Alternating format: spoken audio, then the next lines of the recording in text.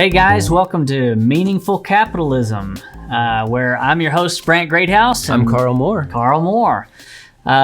We're here today. We're going to be talking about the current economic climate. Everybody is looking at, what's going on in today's world, and it makes a big impact on the decisions that you make as you're investing.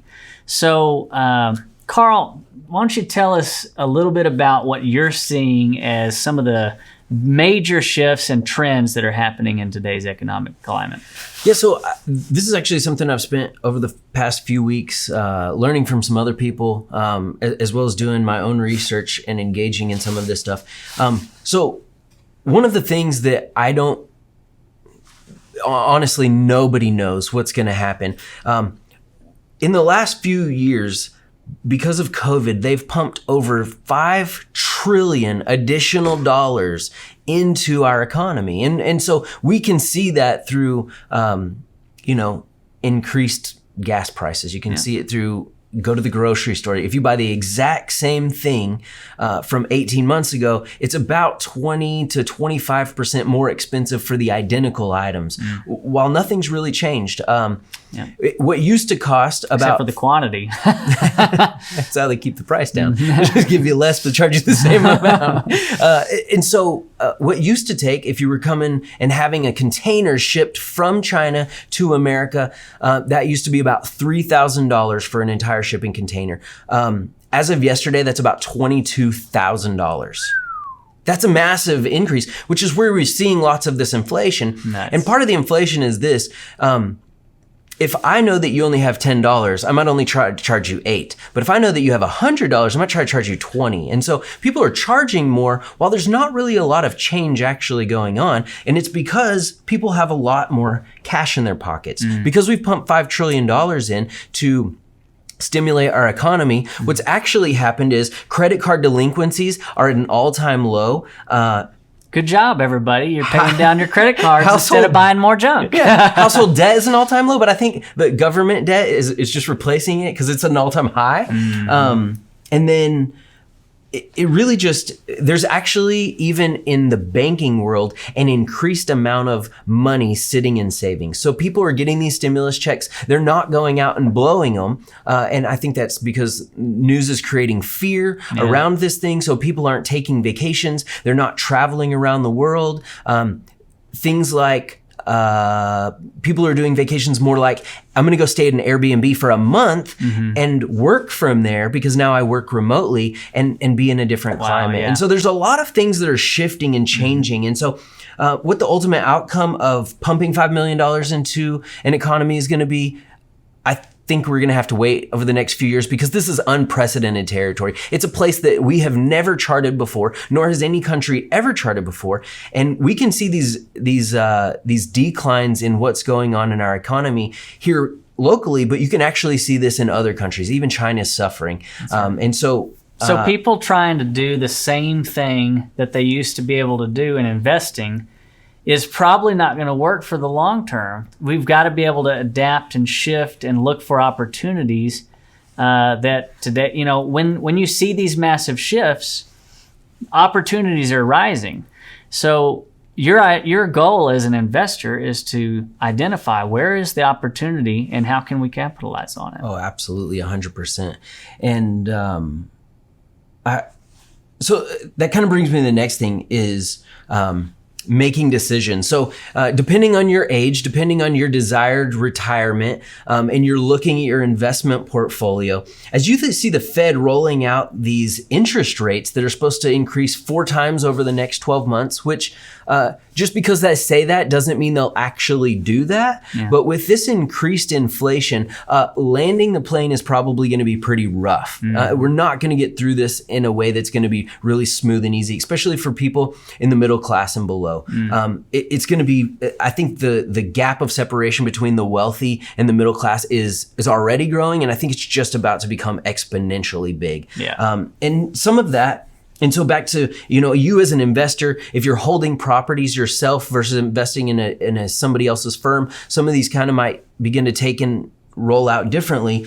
But each time the interest rate goes up, especially when you're buying these commercial properties that's on a cap rate, what it's actually doing is forcing whoever owns the property to lower the numeric value of that property, because it still only creates so much cash flow, and the cash flow has to be able to cover the mortgage or the loan or whatever it would be. So each time these interest rates go up, the value of the property is not necessarily going down, but the owner's equity is going down. And those are completely in proportion to one another, which is why during the economic crisis, when all these people were losing their houses, interest rates were going down to give equity to the people owning the properties to stabilize the economy. And it worked. Mm-hmm. But the interest rates are almost too low, and they recognize that, and they're saying, hey, we're going to not be buying as many notes. The Fed is winding down how many loans that they're going to be purchasing, but then they're still going to have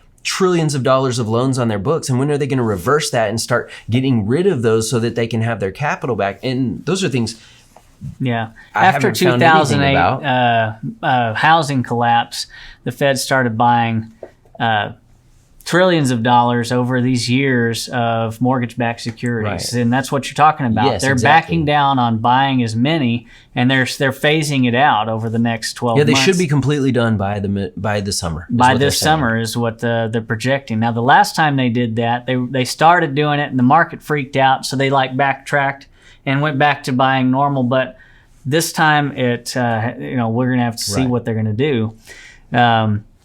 And as interest rates rise, it's going to change a lot of things. It's like you said, it's going to change the value of commercial property and what you can sell it for. It's not necessarily going to change the intrinsic value. It's going to change what you could sell it for if you're wanting to cash out of it today. And so there's going to be a lot of people who, you and I have talked to in the past and said, hey, interest rates are low. This is a great time for you to sell. We can offer you top dollar. Why don't we buy your property? And they said no. Well, those people are now, 3, 4, 5 years older.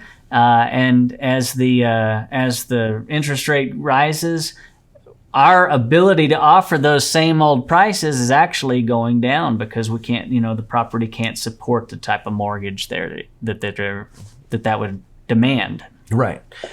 And so, kind of coming back to some of those home values, when you start looking at the single family home value, and this kind of does not always proportionally work in looking at commercial, but if you look just at the single family home value nationwide, in 2021, it went up 16.1%. So if you bought a $100,000 house at January 1st, 2021, and you sold it December 31st, you would have made over $16,000 just by owning it for 1 year. And so you start doing the math across the board. Well, these homes are going up at an astronomical rate, one that sadly the American income cannot keep up with. So the American growth income rate is only up like 4.3%, while the value of properties is up 16.1%. And so what ends up happening when these rents continue to skyrocket at this rate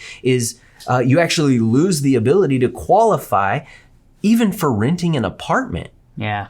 And so that's also going to come into play as values of assets keep going up at this rate with inflation, but people's income is not going up equally.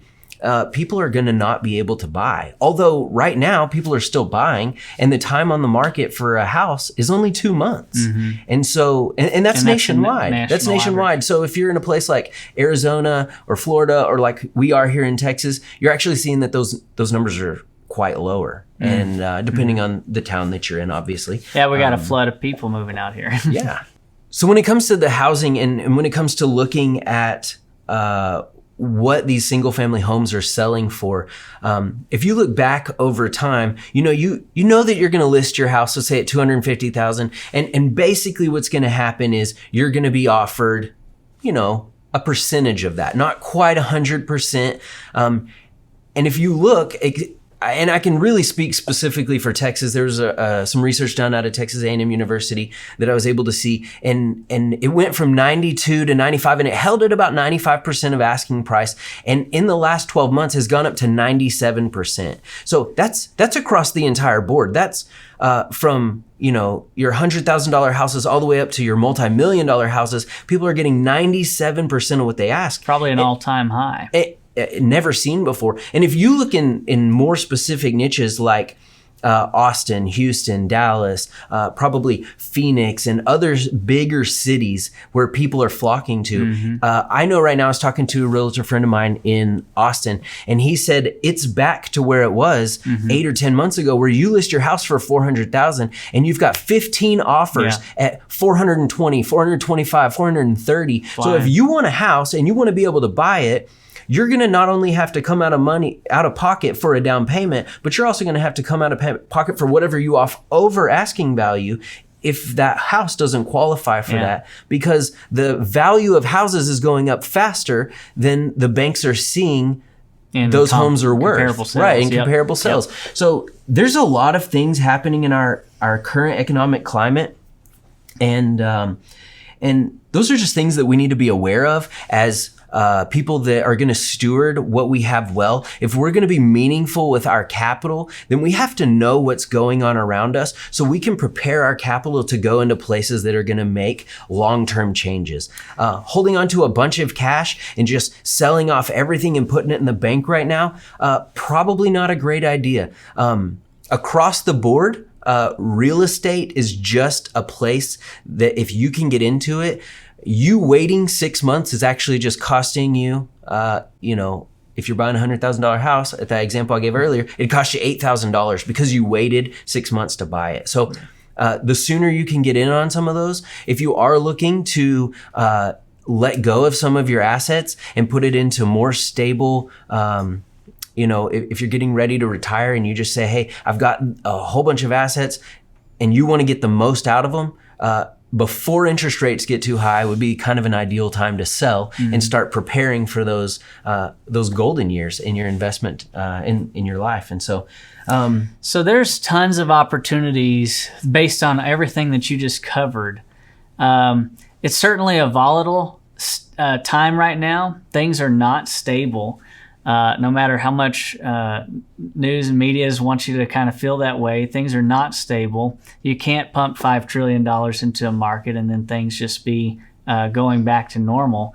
And because of that, there's opportunity. So as you guys are looking at different types of investments, just be aware and really apply yourself to the study of cause and effect here. What happens when interest rates go up? What happens when the Fed stops buying mortgage-backed securities? What happens when you have a flood of people move into Texas? Can we look back in history and see other times where similar things have happened? And where was the opportunity and how can I get in on the action? Absolutely. So one final thing to kind of just wrap up this specific podcast would be yesterday, this company, Marcus and Millchap, had Henry M. Paulson Jr. on, and he was talking about, just some really incredible things. And so if you can get your eyes on that, it would be worth your hour to listen through. But he said one thing at the very end that really stood out to me. He said, we actually have a flood of these DIY, do-it-yourself investors. And he said, I would actually encourage you not to do it yourself. You make tons of mistakes along the way and you're not able to get, because of volume, you can actually make more money. So he said, I would look to find people who are doing things. You can look at their past, look at their history, and I would invest my money with them. He said, I would give my money to you guys to go and make more money with. And so if you're a younger investor and you're considering DIY, you might count the cost. Hey, how much is this going to cost me? And how much time and energy and effort is it going to take me to be a DIY investor versus if I invest into some firm, what am I having to sacrifice to do this? Am I giving up time with my family and with my future? And am I going to wish that I had spent more time with my children in those younger years because I decided to be a DIY investor? Versus how much money can you make when you invest with firms like ours? And so you can avoid the dumb tax. We paid that for you already. We already paid the dumb tax. Exactly. So awesome. Well, I'm Carl Moore, and signing off, Brent Greathouse. You guys have a great day. Take care. Thanks for joining us on Meaningful Capitalism.